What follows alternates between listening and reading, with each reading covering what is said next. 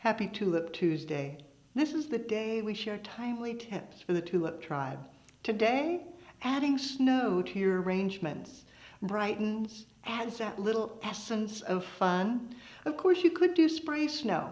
That works, but sometimes you want something a little more subtle. One of my favorite ways to do it is take your Crown and Glory, spray everything down, saturate.